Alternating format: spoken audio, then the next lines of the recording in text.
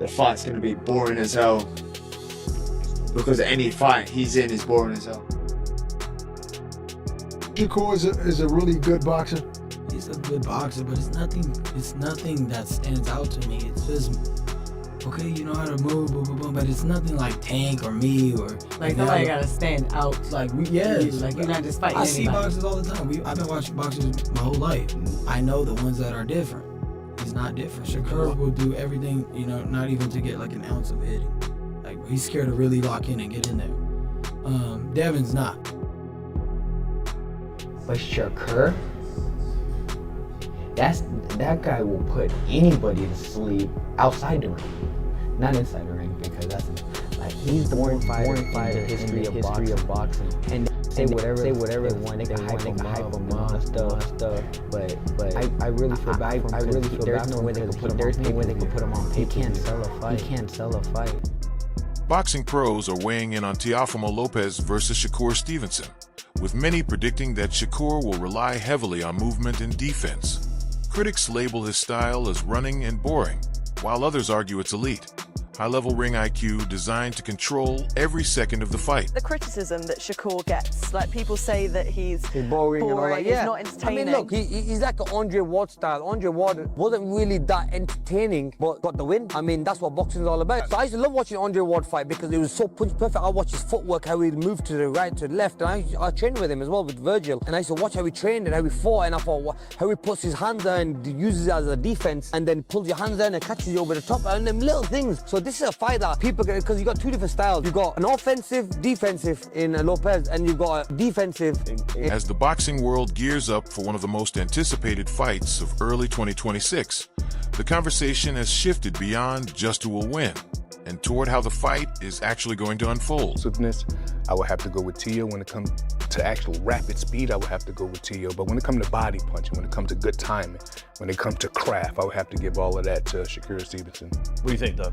They're both boxers. I look at Stevenson as a versatile technician. I look at Teofimo. He's a boxer puncher, but his specialty is his counter punching. Listen, if Stevenson wants to be on his stick and move game, very difficult style matchup for Teofimo, and maybe not that entertaining to the fans. Because Stevenson's longer. Exactly. Stevenson's defense probably the best in the game, and he's long. Great reflexes and timing, and so does Teo. That's why he's a great counter puncher. But Teo, he's a very special athlete, and as a competitor, he is one of those guys who saves his A game for a fellow elite opponent. That's when he really rises his game and shows us the Teofimo Lopez that everybody thought he was when he was. Shakur Stevenson, the unbeaten WBC lightweight champion, is widely recognized for his defensive wizardry. His mastery of footwork, angles, and distance management has made him extremely difficult to hit. That style has earned him praise for technical brilliance, while also drawing criticism for not producing non-stop action in every second of a fight. Contemporaries have a lot to say these days.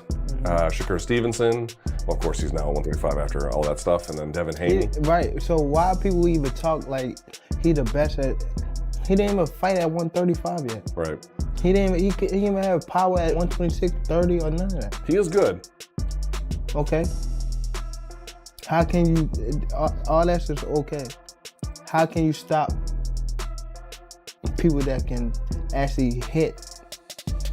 No matter all that boxing, you're going to get hit. Teofimo Lopez, on the other hand, is known for his athleticism, power, and aggression. A former unified champion at lightweight, and now the defending WBO champion at super lightweight, Lopez's game is built around pressing the action and landing decisive, fight-changing punches. I haven't seen him around 140.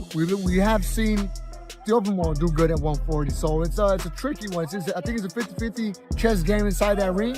If you had to get somebody 51, the other guy 49, like the smallest edge. You're gonna put him in the spot, but only because I fought him before. I'll give him that 1% Shakur because I've fought him.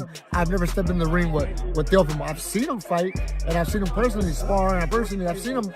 He's an amazing fighter, but I will only give him that one Shakur because I've stepped in the ring. Against someone like Stevenson, who relies heavily on movement, Lopez believes his strategy of relentless pressure and sharp combinations can disrupt the southpaw's rhythm. Number one, in boxing, so to speak, he's coming for my crown at the, super lightweight division. And honestly, nevertheless, it's all about the fans.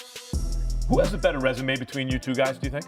Man, I'll tell you again, honestly, it doesn't matter until we hang up the gloves. I think that we still have such a long, depending on how well we do with our health, we got a long career ahead of us, man. So this is just something for everybody for 2026. We started off with a bang, and we go. Meanwhile, Tim Bradley emphasizes that Shakur can remain aggressive, using his jab and feints to throw Teofimo Lopez off balance and control the pace, all without having to run or retreat. Got to really move. Yeah, it sounds crazy. Shakur can actually walk to Teo. Yeah, he can walk to Teo. Yeah, long as he walk behind with the jab, long as he walk behind with feints, because feints throw off Teo, jabs throw off Teo as well. He's a counterpuncher. Yeah, he's a counterpuncher. So if you can keep him off balance and keep him guessing, keeping that jab in his face, and you force him back, yeah, he moves his feet, but he makes a lot of mistakes. Gets himself out of position a lot of times. He's out of position a lot of the times, man. Brings those feet together at times. Oh, yeah. When he moves side to side, same thing. He responsibly defensively, nah. When he disengages, defense is whack. Trash. Yeah. When he resets, a lot of time he comes in the range, he's standing straight up. Come on, man. Shakur can take advantage of Teo not being that great on the inside, not being that great at mid. He points out that Lopez often gets out of position and resets poorly, which allows Shakur to stand his ground, read punches, and rely on his superior boxing IQ instead of constantly moving around. Teo? Oh, he can stand right in front of Teo. He could, yeah, and see all them shots coming. For sure. You already know the punch selection that he gonna use. Punch selection gonna be he gonna try to use his jab at a rapid pace. Of course. He gonna try to out jab Shakur. Of course. Flicking it out there, flicking his jab out there, man. Trying to get some sort of response. Or flicking it out there, trying to just close the gap on Shakur. And he gonna throw the right hand downstairs. Yeah. That's what he gonna do. He gonna be looking for that right hand, then he gonna try to sneak him up top. Yeah. It's plain and simple. Sneak him up top. That's it. But if Shakur can stand his ground, if Shakur can evade and get right back in his face, man, evade and get right back in his face, right? When he's not set or ready to punch, when them feet are spread apart, Shakur can walk to him. Shakur can walk to. Lopez insists he's training to put Shakur Stevenson to sleep and make a statement, especially since he hasn't scored a big knockout in a while. His focus is on landing that decisive blow, rather than simply outboxing his opponent. Out of you and Shakur, I would consider you the more explosive, possibly the more speed concerning like to the target quicker. But I haven't seen you really get the type of knockouts that made the fans appeal to the whole package and the whole system of you. Are you training? You mean at 140 pounds compared to 135? Yeah, yes, in comparison. Yeah. Are you training for a knockout? Are you training to do something to not just beat Shakur, but to beat him in grand fashion? And when I say grand fashion, I mean going for the knockout. Well, I think that the whole thing is the Bible of boxing really is that if you look for the knockout, you won't get it. I think really it's just all about setting the good pace early in the beginning rounds and then going from there, setting that tone. I think that I don't see him going those 12 rounds. This is his first time moving up to 140.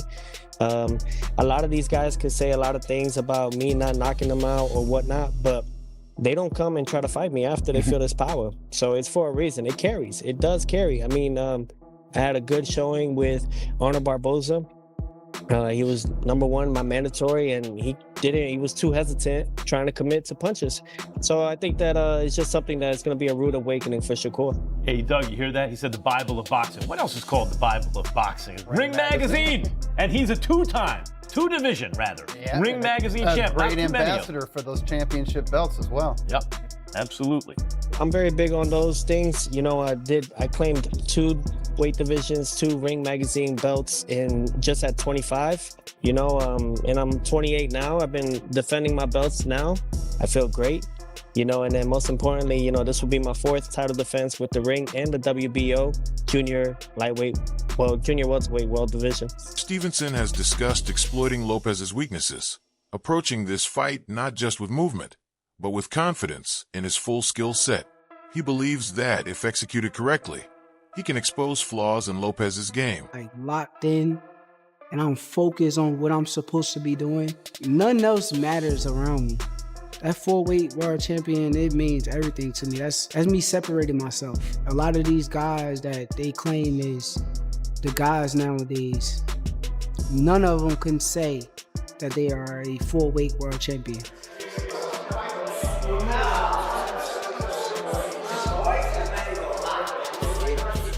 He got a lot of weaknesses though. He's a very good fighter, but I do see a lot of weaknesses. He's not gonna correct them overnight. It's gonna be the same Teo that we done seen 1,000 times before. He's gonna come out there trying to perform highly, and I'm gonna take advantage of it. But as far as the weaknesses, I'm gonna keep them to myself.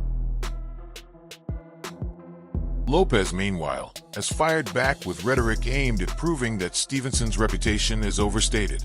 He's labeled Stevenson as overrated and vowed to show that his defensive tactics are not invincible. Forcing Stevenson into uncomfortable exchanges and making the fight messy has been a key part of Lopez's public strategy. It's me and Shakur, top rank. He talks about this and that and about, I was jealous of him. No, I'm not. You were a 2016 USA silver medalist. You're gonna get your signing bonus and all that extra stuff. Thing was, they were trying to secure him in a different route because they had put a lot of money in him. Me, I think I was just supposed to be an opponent. Lopez has even suggested that Stevenson is hesitant to take punches and will need to overcome that fear to win. These remarks fuel a narrative where Lopez aims to draw Stevenson into a more aggressive battle, a style clash that could finally determine whether movement or pressure rules the day. So, you know, so then again, it's like I could always succeed to another level with it, you know, and exceed to it. So it's really just trying to just keep it going, you know, keep moving forward throughout the whole time and throughout the whole process, and mainly just have fun with it. You know, you gotta have fun with what you do. You know, I love this. You know, I haven't stopped doing what I've done because of the fact that I enjoy what I do. You know, this has been 20 years in the making, 20 years in this. You know, and I have so much to do and so much to prove within myself. So mentally, I'm prepared. Physically, I'm more than ready. You know, and emotionally, oh, I'm on fire. You know, I'm on fire with it. You know, because all I ever did was try to be great. You know, and it's no longer trying. I am. You know, I am great. And it's all about just continuing and holding that. So it's all about just staying humble throughout the process, keeping myself level-headed, and really just enjoying each day that we get, because tomorrow's... Shakur Stevenson's left hook and Philly shell defense are central to his strategy against Teofimo Lopez. The Philly shell lets him protect his head while staying close enough to counter effectively, allowing him to absorb or deflect incoming shots without panicking or retreating. By remaining composed in this stance, Shakur can patiently wait for openings, making it easier to time his counters. His left hook becomes especially dangerous when Lopez is off balance, exploiting moments when he overcommits or mispositions himself.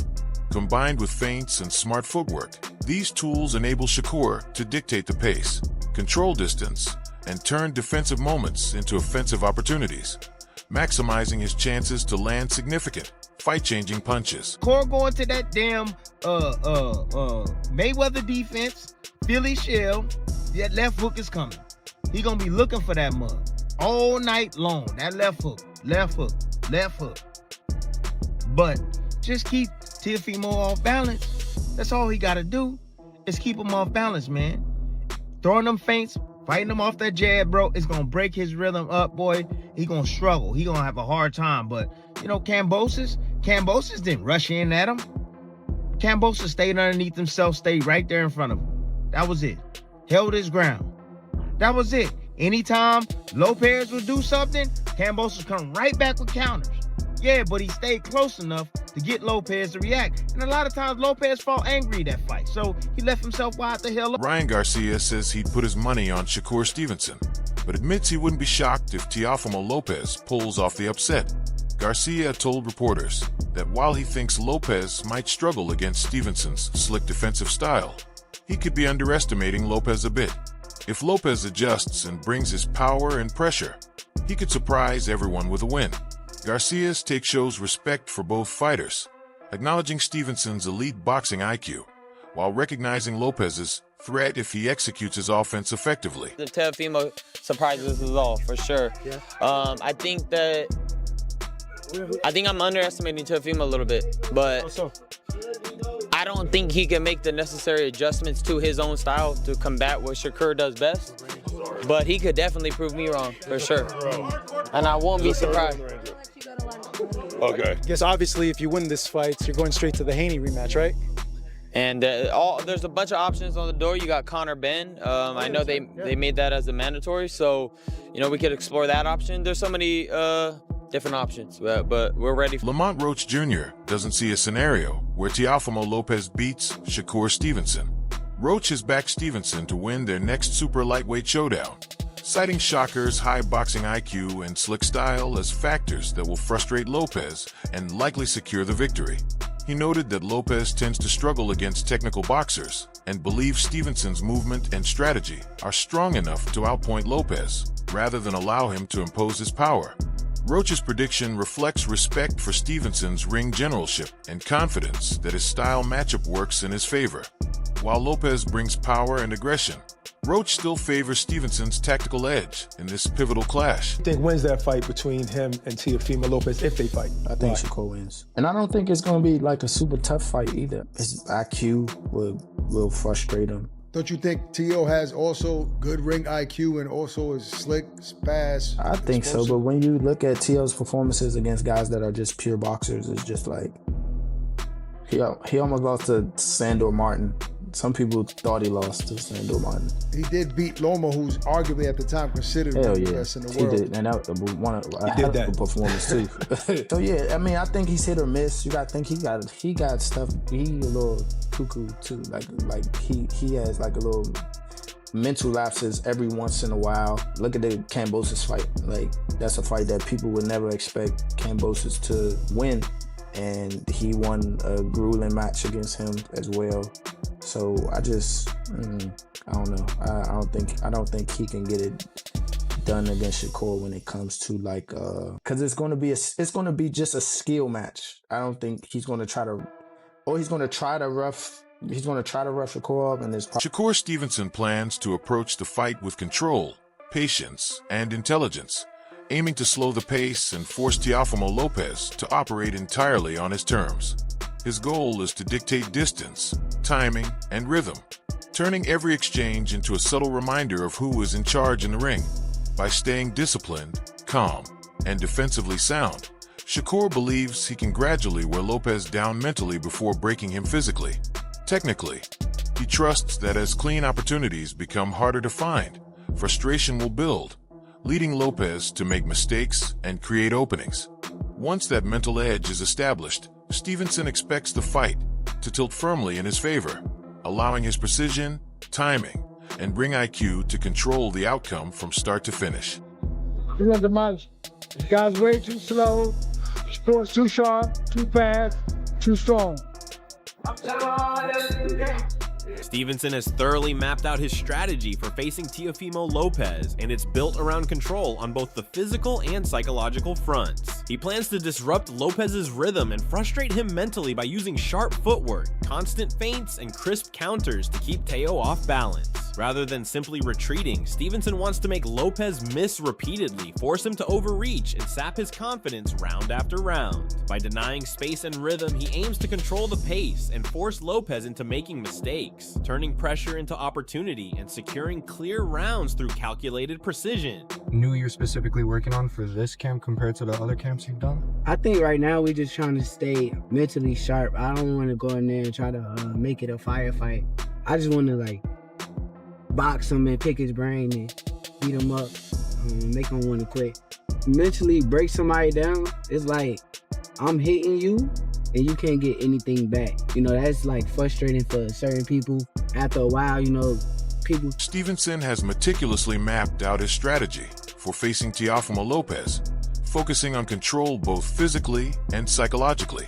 He plans to disrupt Lopez's rhythm and frustrate him mentally using sharp footwork, constant feints, and crisp counters to keep Lopez off balance. Rather than simply retreating, Stevenson intends to make Lopez miss repeatedly, force him to overreach, and chip away at his confidence round after round. By denying space and rhythm, he aims to control the pace, compel Lopez into mistakes, and turn pressure into opportunity, securing clear rounds through calculated precision.